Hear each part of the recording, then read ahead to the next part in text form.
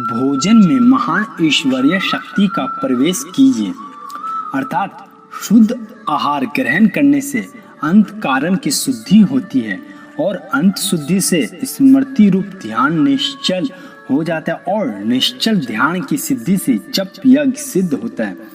जो भोजन हम खाते हैं केवल उसी के द्वारा हमारे शरीर का पोषण और नव निर्माण नहीं होता। प्रयुक्त भोजन करते समय हमारी जो मन स्थिति होती है, हमारा मन जैसा सूक्ष्म प्रभाव फेंकता है और जिन संस्कारों और वातावरण में हम भोजन ग्रहण करते हैं वे मनोभाव, विचार एवं भावनाएं अलक्षित रूप में भोजन और जल के साथ हम ग्रहण करते हैं, वे हमारे शरीर में बसते और मांस, रक्त, मज्जा आदि का निर्माण करते हैं। अतः भोजन करते समय हमारे कैसे विचार और भावनाएं, इस तत्व पर हिंदू शास्त्रों में बड़ा महत्व प्रदान किया गया है।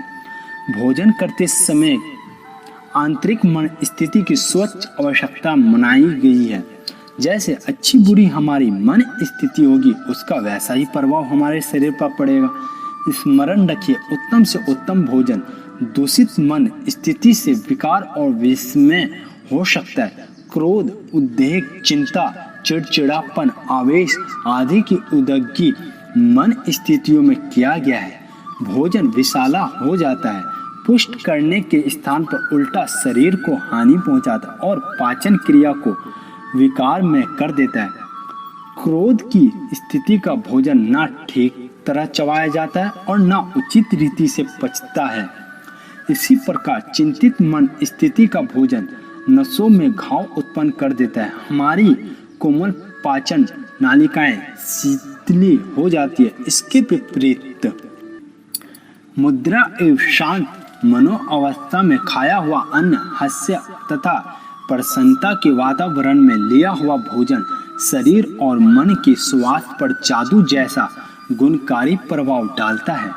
अंत कारण की शांत सुखद वृत्ति में किया हुए भोजन साथ साथ हम प्रसन्नता, सुख, शांति और उत्साह की स्वास्थ्य भावनाएं भी खाते हैं, जिसका स्वास्थ्यप्रद प्रभाव हमारे शरीर पर पड़ता है।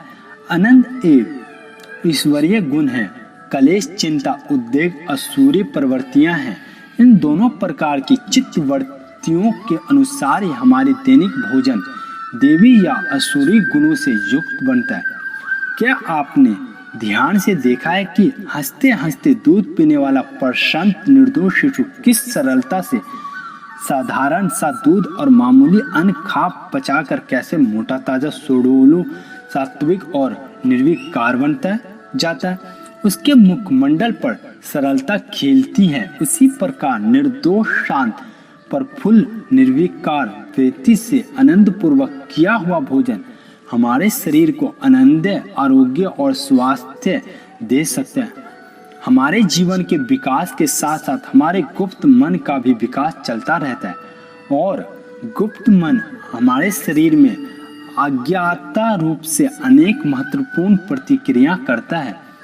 इन प्रतिक्रियाओं का प्रभाव निरंतर चलता रहता है। पोषण, मन विसर्जन, नव निर्माण, नूतन शक्ति का उत्पादन आदि सारे सभी कार्य व्यापार अंतर्मन से होते रहते हैं।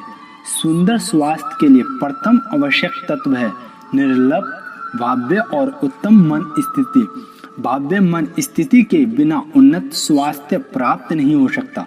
कलंक भावपूर्ण या उद्विग्न मन स्थितियों में भोजन करना रोग शोक को निमंत्रण देना है। जैसे जो कुछ भोजन हम खाते हैं वो पाचन के उपरांत शरीर का एक भाग बन जाता है।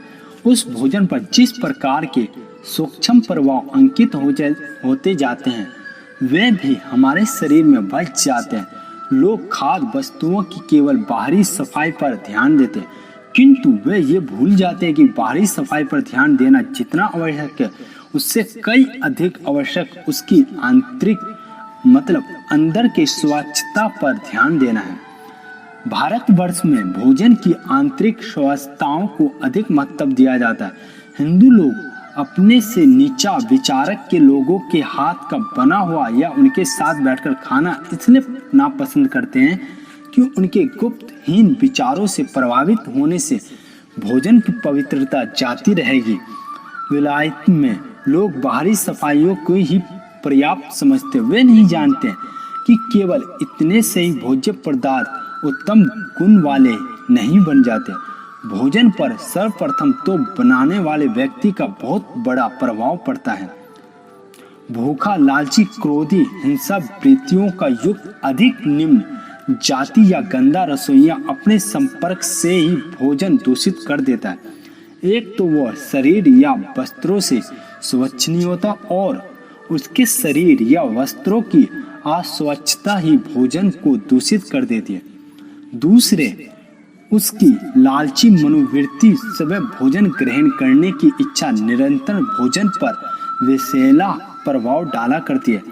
बाजारू भोजन, दुकानों पर बिकने वाली मिठाइयाँ, नमकीन, दूध इत्यादि पर असंख्य अतृप्त भूखे व्यक्तियों की लुप्त दृष्टियां पढ़कर उन्हें दूषित बना देती है। अतः वे ना पचती है ना शरीर को ही लाभ पहुंचाती है। होटल में रसोइया या परोसने वाले व्यक्ति मशीन जैसे सहानुभूति शून्य बन जाते हैं।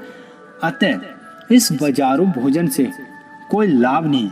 सावधान रहिए, भोजन सात्विक वृत्ति के व्यक्ति का बनाया हुआ हो, वह तृप्त और स्वच्छ हो, निर्विकार हो अर्थात रोगी ना हो, वह स्नान कर शरीर को स्वच्छ कर स्वच्छ वस्त्र धारण किए रहे और प्रेम पूर्ण मन स्थिति में भोजन तैयार करे। माता, पत्नी, बहनों को द्वारा बनाए हुए भोजन पर ये शुभ वृत्तियां मिल जाती हैं। भोजन स्वच्छ स्थान पर शांति पूर्वक प्रसन्न मुद्रा से ग्रहण करें। जो कुछ रूखा सूखा प्राप्त हुआ उसे भगवान का प्रसाद मानकर ग्रहण करें। भोजन जब सामने आए तब नेत्र मूंद कर ईश्वर का चिंतन करते हुए धीरे धीरे इससे मंत्र का उच्चारण के साथ ग्रहण करें। अर्थात हे अन्न, तुम तेज हो, तुम उत्साह हो, तुम बल हो, तुम दिक्पत्ति हो, तुम ही चराचर विश्व रूप हो, तुम ही विश्व के जीवन हो। अर्थात हे अन्न, आकाश तुझे देता है और पृथ्वी तुझे ग्रहण करती है। हे अन्न, पत्ते, अग्नि, इस यज्ञ का भाग हमें दीजिए। ये अन्न जो हम ग्रहण कर रहे हैं निरोग और बल युक्त हो। हे अन्न, पत्ते, हमारे परिवार के लिए और गो आदि पशुओं के लिए बलकारी अन्न दो। अर्थात अन्न ब्रह्मा है, रस विष्णु है और भोक्ता महेश्वर देव हैं। इस प्रकार मन में शुभ भाव धारण कर ब्रह्मार्पण पूर्ण करके जो भोजन किया जाता है वह मन में शुद्ध सात्विक संस्कार उत्पन्न करता है। ईश्वर के तत्वों का समावेश करने से साधारण रूखा सूखा भोजन भी आश्चर्यजनक शक्ति उत्पन्न करता है।